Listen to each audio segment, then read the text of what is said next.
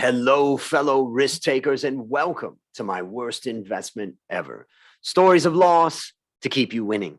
In our community, we know that to win in investing, you must take risk, but to win big, you've got to reduce it. To join our community, go to myworstinvestmentever.com and receive the following 5 free benefits. First, you get the risk reduction checklist I created from the lessons I've learned from all of my guests. Second, you get my weekly email to help you increase your investment return. Third, you get a 25% discount on all AE Stotz Academy courses. Fourth, you get access to our Facebook community to get to know guests and fellow listeners. And finally, you get my curated list of the top 10 podcast episodes. Fellow risk takers, this is your worst podcast host, Andrew Stotz from AE Stotz Academy, and I'm here with featured guest Andre Shu. Andre, are you ready to rock?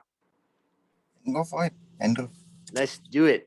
I'm going to introduce you to the audience. Andre is a thinker and business strategist based in Singapore. He started his entrepreneurial journey at 17, working on a real estate project while juggling 3 academic degrees completed concurrently in Australia. He is the author of 3 books about qualities, mindsets, and frameworks that are relevant for business, which he observed in several business tycoons who left a deep and lasting impact on his life. Andre likes to use multiple techniques to read, predict people, assess situations, and formulate strategies that are suitable for properties and negotiations, deal structurings related to assets. He likes to educate, share knowledge, insights, and reasoning of strategies to business associates who then proceed to implement them. He looks forward to doing this with people who share similar value and vision like many of you, my listeners. Andre, take a minute and fill any further tidbits about your life. Actually, initially at the beginning of my life, I was quite a timid guy actually, and I didn't really like to study. I just went on, and then gradually I saw my father build up his business, and then I followed him around, and then I learned along the way. I became a bit more curious. So I saw him work hard, build the empire and things like that. I saw his business friends. Some of them were business tycoons, and I saw that they were quite unique in their approach, in their style, and even some of the techniques they use to have foresight of situations, which is just not about being analytical or just thinking through situations. They can be quite perceptive, and they're open to other possibilities. They're basically very broad-minded people. So I learned many things during that episode. But subsequently, after my father reached some success, I became a bit more complacent. So I began a bit more relaxed and then a bit more lazy. And then things began to fall apart. So including in my father's company. So then gradually he got to dismantle the whole thing, and then we got to rebuild that.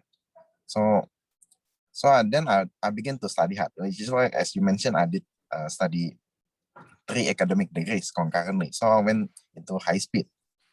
But then after a while, I learned that study is not everything. Even though I was a past winner, but I talked to some of my lecturers at the time, that there's got to be more than this to success. It's not only about study. It's not only about making money.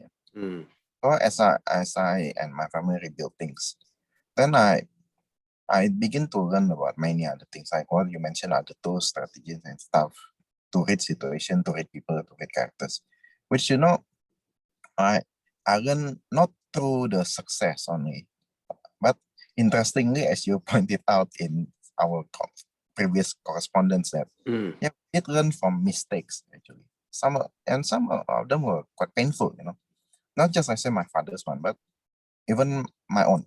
So, which I guess is something I get to share here, right? So the audience can learn from.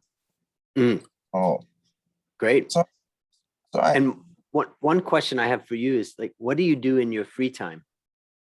What do I do in my free time? Actually, I like to meditate and I like to read all kinds of books, even comics. Comics I like to read because even it sparks creativity. And actually, in business problem solving and even negotiations, you need to observe a lot of behaviors in people, and you need to be imaginative, which is why even sometimes comics are quite fun to read. So, Mm, so I mean, seriously, and I like to watch movies too, because from movies, especially, not the scientific, not the fantasy ones. It's more like the drama ones, because yeah. I get to see dramas, because I do see dramas too, in real life, as Mm, in people being too dramatic and things. I do see them too. mm, So from time to time, so they are real, to some degree. yep. Although it's not quite like the Korean drama where the guy rides horse, it's not quite that, but the basic behavior is there too, which I do observe in business families. Yeah. So quite eccentricity and some eccentricity and things like that, which you do need to know. And in something in business negotiation, business problem solving, you do need to factor that in, because you do deal with people, right? You don't deal with buttons, you just press. Mm, You deal with people. You need to relate to them. You need to understand them. Even you need to understand their worries, anxieties, concerns, and you need to understand their true motives, which they don't always tell you upfront. You need to read it carefully. You need to understand the character, and which all these aren't to not so much my success actually. Success it just happens sometimes. You just happen to invest in the right thing, boom, right? You mm, just see the right asset class, you go in, boom, you make it. Or you go into a particular asset class, you add value to it, you fix it, you make it. But those things, um, you don't learn as much actually. We just because it's already in you, you do it, you happen to get it right. Whereas you do make good running from mistakes. mm. You Because know, one of the things that you said at the beginning about observing business tycoons and what they were doing, I came to Thailand 30 years ago, so to Asia 30 years ago, and even then things were already developed quite a bit, compared to other places. But you could just look at the tycoons across Asia and realize, like, it's so different from, let's say, in the West or in a developed country where a whole infrastructure is set. I mean, everything's set. The laws are set, roads are set, buildings, everything's there. But for the early entrepreneurs and visionaries in Asia, it was like, maybe back to 100 or 200 years ago in the US, for example, when nothing was set. It's like you're constantly in quicksand and you're trying to construct something without a lot of infrastructure in place. So you've got to have a really clear vision, and you've got to be able to operate in a really complex, way where there's just so many moving parts. Whereas now, in some ways, you could argue that business is a lot more simple. The infrastructure is there. So those tycoons, really can teach us quite a bit. yes, and they do make mistakes too in their personal as well as in business life. And they deal with high pressure, which not just anyone experience in their life, which therefore people cannot imagine sometimes what the life is like, even though they are also humans, but they Yeah. face different set of circumstances. Yep. Well, that's a great background. And I think we all get to know you a bit, which is exciting. And now it's time to share your worst investment ever. And since no one goes into their worst investment thinking it will be, tell us a bit about the circumstances leading up to it, and then tell us your story. Actually, when I was in my 20s, and just fresh from uni, and fresh from my initial real estate venture, I was doing quite okay, right? In uni, I was doing well. I was thinking of going into like investment banking and things like that. And the traditional career path for people who achieve high grades. Right? But I decided to go more into the family business side of things, and then I went to try to do my own thing, right? Which was to get involved with some software company. Again, it was not the Microsoft of things, it was a small software company which I saw potential in the business. The POS system actually, which wasn't so well used in early 2000. It wasn't so widespread. A lot of people were just using cash registers at that time. So I And thought for POS. for the listeners out there, Yeah. POS So, stands for point of sales. Point of sales, yeah, point of sales. So which you may take it for granted in the West that everyone was using it. Every single shop was using it. And then it makes your accounting also easy, right? But in emerging Asia in early 2000s, it wasn't so common. So I saw a lot of shops were just using cash registers. So we thought there's a good opportunity in there, right? For these shops, especially those who began to open more branches. So they got to systemize. They could not just use every, they could not just let every branch use cash registers, right? It's subject to, thieves, thefts and things like that, right? So we thought point of sales would be a good thing to implement, even though, there were some emerging competitors which then validated our idea that, it's the thing to do. So I did not create it. In fact, I just went into partnership with this software company. I invested some money, but then, business opportunity is one thing, and true enough, if you see now, is the norm for businesses, shops, retail shops to use that. They don't really use only cash registers anymore, right? So, but then the mistake I made at the time was about the people, which is why I highlight more about the people, right? Because if you deal with people whom actually you should not have trusted, no matter how good the business opportunity is, it's actually useless. Because they don't do the right things. They don't hire the right people to run the show. They just have a nice looking product. Supposedly a system that works. So they only got it right in the IT. They didn't get it right in the sales. They didn't get it right in the management. And they were just quite sloppy in things because they thought, there's still cash to burn. So in the end, after a while, I got tired of pumping cash into the business. So I just goes off because no point. So and it wasn't that big mistake, but it's one of those trigger points that made me feel that it's still a lesson that I got to understand people better. Back then, I understood maths better because I got this quantitative background in like engineering, finance, and things. So I understood maths better, but I figured along the way that I better understand people better.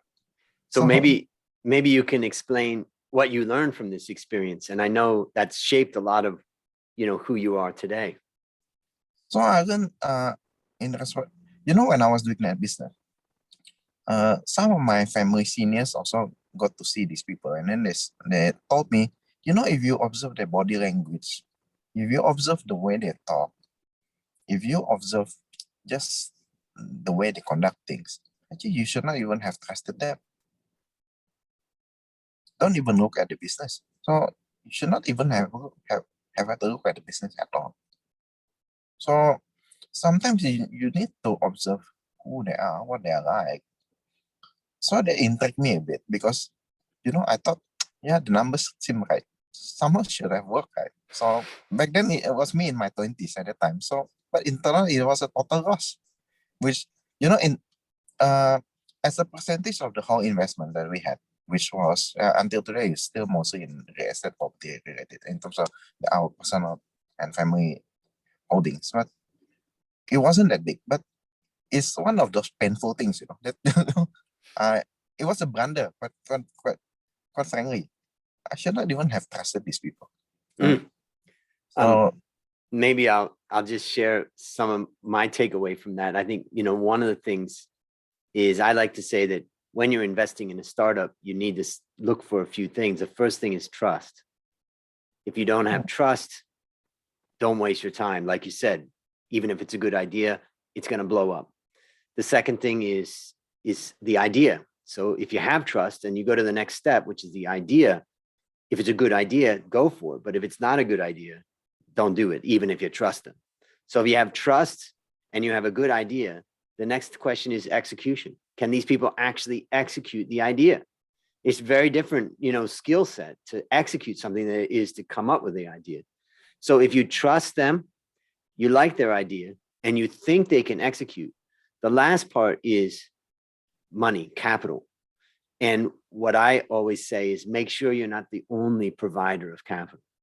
If you're the only provider of capital, then they're going to come back to you for more money. And if you don't have the ability to do that, or you don't want to commit more and more to it, you're going to be stuck. So trust, idea, execution, capital. Those are the things that I look at a lot. The second thing that I take away from your story is that when we're young and in school, everything adds up. It's all a formula. We learn the formulas in engineering or in finance or in accounting. It all balances and we just apply the formula. But when we get out to real life, you've just demonstrated that it's not, the formula is the easy part. It's about reading the people, understanding the motives, figuring out where is the team that's together that will stay together and bring value. And so a lot of people come out of school and they feel really confident because they think that they've learned the key things. But in fact, what they've learned is the easy stuff. Anything you would add to that? And there are many ways to read people, as I learned over the years. You can see the expression, obviously, if like you and me, you can read the expression. Whether they're sincere or whether they are liars, something you can see because they always gaze away, right? So then you can kind of tell. I say they can feel quite uneasy dealing with you, especially when you still look into their eyes. Yeah. And then you see from their body language, or sometimes even before you meet them, if they're public figure, or if there are some other ways you can know, I said their date of birth, you can find out something about them from that. Their potential you can see from that. And then if you go into a certain situation, business situation, and then you need to assess is what should we do from here? I say, will this business actually work out? Yeah, for example, you can use logic to some degree, right? You can use facts, you can use your research to some degree. But sometimes all this can lead to something inconclusive sometimes in life, because you can be in the dilemma. Let's say in the case of some businesses experiencing the effects of COVID, for example, you can be in the dilemma. What to do? Should we do this or should we do that? So what should you do? Sometimes I use different tools to read situations. Then I check the energy formation. Then I see whether certain ideas can actually work out, whether certain cooperation or partnership can actually work out. That's reading the situation, not really reading the people, but sometimes you need to read the people also. And then you need to sometimes, when you see a person, you watch their environment, because the environment, say even their home or their office, can tell something about them too, right? So someone with a well-located office, that's well looked after, the desk are tidy, you can tell that the person is sort of like that too. Whereas the person with very messy desk, and then not even wear clothes properly, and then who are always very chaotic in doing things, you may feel uneasy dealing with that kind of person. It's interesting that I sometimes when I've interviewed people, I've asked them, describe to me what your bedroom looks like. And it's amazing, some say, oh, I'm really, really careful. I don't let anything in except this.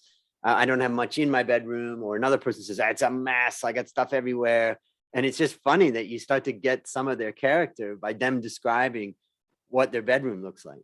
And it's trying to get to some of this, particularly if I'm looking for someone for a job that really needs to be orderly and structured, for some jobs where I'm really looking for that. You really have to go beyond, because everybody will say, oh yeah, I'm orderly and structured. But if you ask some questions or you try to observe, you can start to get some information about, the way that they really are acting. And if you're investing in someone's company, let's say, my role is it's not just as an investor. Actually, I wouldn't consider myself as an investor, even though I share with you my personal investment story. I'm more like a thinker advisor kind, because even in my own businesses, I begin to step back a bit so that I'm more like the thinker strategist, and I give advice kind of thing. I advise more of my friends too, and some other business owners. And I hope to do that more and more. So I step back and I look into things because I'm better in thinking. But what I observe in people, let's say even from their date of birth, you can read their potential and their potential destiny in there to some degree. So you can sort of see whether a person has the potential for success in the first place. In my opinion. So not everyone agrees with me, but I see, let's say, that, for example, a person can be very innovative, can have strong leadership qualities. But then whereas another person, I see, you should not be even managing people. So it's, the whole, for the world to function, it's about placing the right people in the right place, and then everyone playing their role accordingly. Not everyone will be born leaders too. No, actually no. And not everyone are supposed to be entrepreneurs, because actually most people fail in the entrepreneurial journey. Yeah. So sometimes, okay, I'll give you one example recently that someone is trying to pitch an idea of some tech venture. Okay. So I just see the date of birth of one of the key people. I see it's still a long way for the person to make serious money in his life.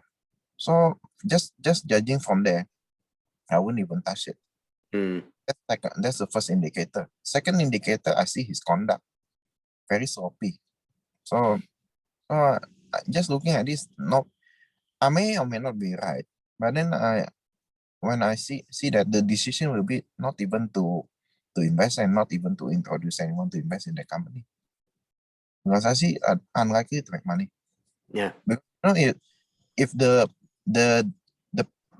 main person there is unlikely to, I don't see the potential of the person making serious money during this period of time. I say during this cycle of his life, I probably won't even touch. I have a story of a friend of mine who, despite being very, very talented, is extremely poor. I mean, in the area of his talent, he's got to be within the top 1% in the world. He is extremely talented, but he can't get money and he can't keep money. And we spent about 2 hours talking about it till we went back to his history and all that. And then I learned some things about his past that shaped the way he thinks about money and the way he reacts to money. And what I realized after this long discussion was that he's never going to have money. His mindset has been set to reject money. Like money is something bad. You should be doing it for, the good of the world, and he never was able to justify why he should be able to receive it. And sure enough, he never has any money, despite the fact that he has skills that he could be earning $1 million a year from. And that is just a perfect example of something about someone's character that shapes their outcomes. Actually, some of the elders, say in Asia, just from the way you shake their hand, they can roughly tell what kind of person you are. Because they can subtly feel your hand, whether your hand got money or not. Whether your hand is heavy enough to hold authority, they can entrust to you. There is such thing too. I say there are different ways to observe people, right? So like I described earlier. So like one of my friends here in Singapore, who actually gave consults to some like vice presidents of banks and people of that nature. I mean, there was one time she even also felt my hand. I said, just shaking my hand, she could give the remarks too. When it's heavy enough, can this hand actually hold authority? Can you hold the position? Because it's like holding a throne, but it's not an emperor or king kind of throne. It can be a throne too, right? It can be a vice president kind of throne, or a position, right? It's an interesting point about this, is that if you go back to the West and you look at the average American, if they listen to this type of concept, it's very foreign to them. And they may think, oh, it's nothing reliable there. And I think many of my Western friends are out of touch with those things. And in fact, from a Western school of management, nowadays, what are people learning? They're learning numbers, They're just going to focus. KPIs, and they think that you can manage people by numbers. And the reality is that they're becoming less and less connected with the people around them and the people that they manage. Whereas in Asia, I think there's definitely much more of a connection between the manager and the people that they manage. That's all the more you need the power, you need to have the grip, and you need to have the personal energy. Otherwise, you cannot hold the post. You just cannot. You will not be respected by the people. You just don't command the respect. Yep. And I also tell a little story of when I worked for Pepsi in Los Angeles. If anybody asked me where I work, I would say I work at Pepsi. And now in Thailand, one of the businesses I have is a coffee business. And it's my best friend Dale and I that have owned it. And Dale's been running it for 25 years. And when people ask, hey, where do you work, to our employees, they say, I work for Dale and Andrew. And so the connection, particularly in Asia, is not necessarily to the company, it's the loyalty to an individual. And so that personal power, the personal leadership is something that really matters, particularly in Thailand, where it's a hierarchical situation in the society. So actually, I would say it's still the same for even your neighboring countries, Philippines, Indonesia, Malaysia, Vietnam. I think the same. Yep. And even for me in the Thai society, I have some people above me that are much higher above me in political and government and finance and economic. And a few of them are really, people that help me, and in some cases protect me, in some cases advise me, and in some cases keep me out of trouble. But that looking up, and then that means that also, if I'm not taking care of the people below me, it means that they're not able to rely on me. And then you'll find that they have to go somewhere else. In a society that's hierarchical, people are going to go and follow the people that can get them what they need in that society. So it's very different from, let's say, what I learned in the West. And it took me a long time to really figure it out. But I would say after more years in Thailand than I lived in the US now, I think I understand it pretty well. So it's very fascinating to hear, you talk about it. Yeah, because it does matter. Personal power and everything does matter. And these are the things, the qualities that the business tycoons, when they look for people to be in the inner circle, these are things they pay attention the most. It's not how intelligent you are. It's not only that. Yes, they're impressed by intelligence, but if they see that you can't really be trusted, you cannot be inside the inner circle. You can never be. So let's go back to your story, and I want to ask you this question, and I want you to think about a young man or woman coming out of school. They're confident, they've got the numbers down. Think about that person who's listening to this podcast. And I'm going to ask you this question based upon what you learned from this story and what you've continued to learn in your life. What one action would you recommend our listeners take to avoid suffering the same fate? Actually, you gave a very good framework. Is you said, firstly, you need to see in Trust. a journey whether you can trust the person. If you cannot even trust it, forget about the whole thing. You really just forget about the whole thing. No matter how good and tempting the idea is. So you are not going to be billionaire if you get cheated right from the beginning, So no do point. you trust the person? Actually, what's great about that advice, Andre, is that that's not what you learn. You don't learn that in school. Yes. So that's.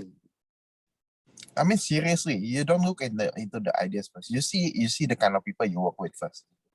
Whether it's going to even be workable. So you, once you get the trust, I agree with you. Then you look at the idea, and then you look at the execution, and you look at the funding.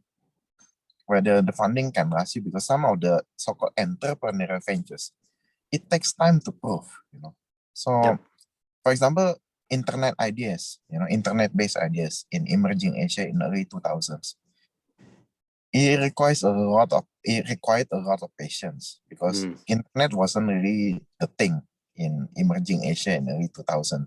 You remember that dial-up internet, that titot kind of modem. Mm. The internet was so slow. E-commerce wasn't really taking off. You need a lot of cash to burn for you to last. If you don't have the last point which you mentioned for funding or the capital, you'll be gone before it took off. Yeah. So you need all those ingredients. You put in a very good framework actually. So yeah, but then the only way I came to that framework is because I lost money, and I had to develop that framework because I could see where it went wrong, because the people that I invested with, I did trust and I still trust. The idea was excellent, but they couldn't execute. And I never thought about that part. I only thought about the idea and trust. And then I was the only provider of capital. So I really learned a lot from that particular investment. My last question for you: what is your number one goal for the next 12 months?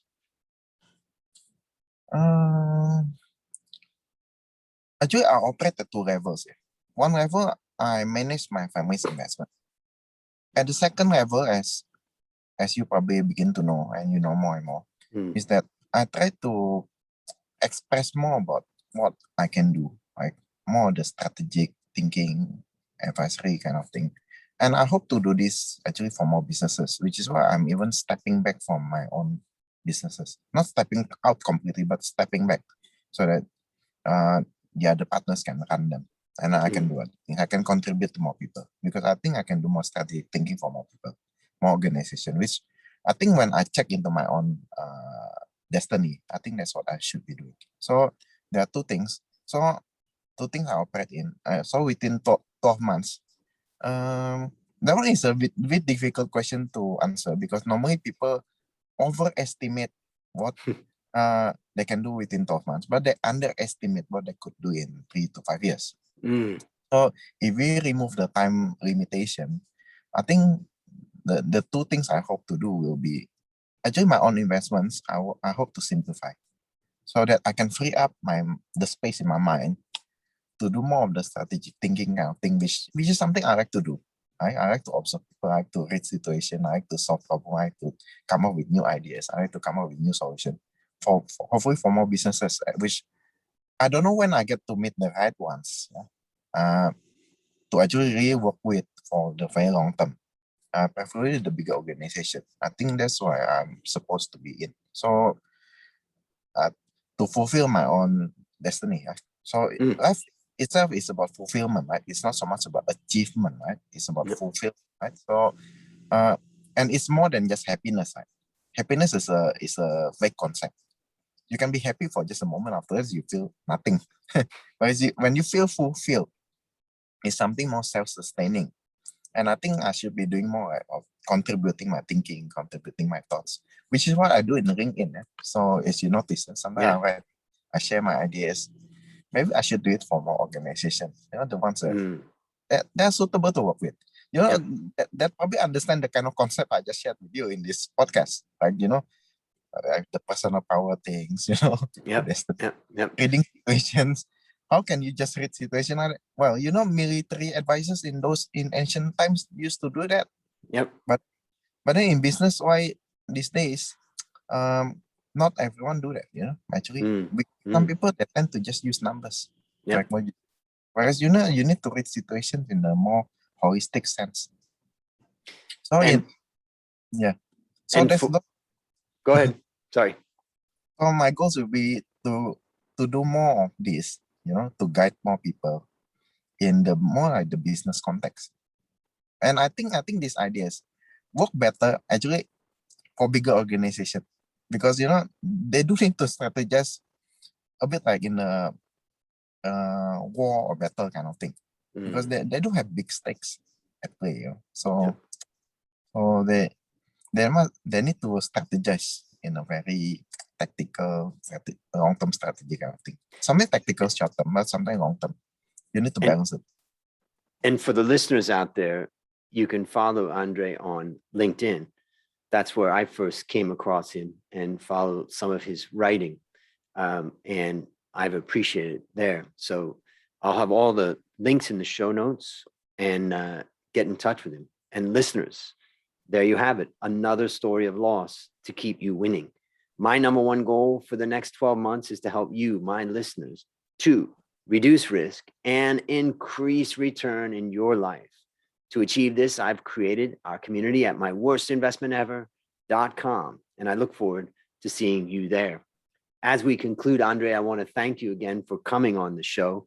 And on behalf of A Stotz Academy, I hereby award you alumni status for turning your worst investment ever into your best teaching moment. Do you have any parting words for the audience? Basically, anyone can read my LinkedIn post, right? So anyone with a LinkedIn account can just read my post or my articles, right? So feel free to do that. And then, yeah, thanks, Andrew, for inviting me on this podcast. Yeah. Great to have you on and great to have you share. And that's a wrap on another great story to help us create, grow, and protect our wealth. Fellow risk takers, this is your worst podcast host, Andrew Stotz, saying, I'll see you on the upside.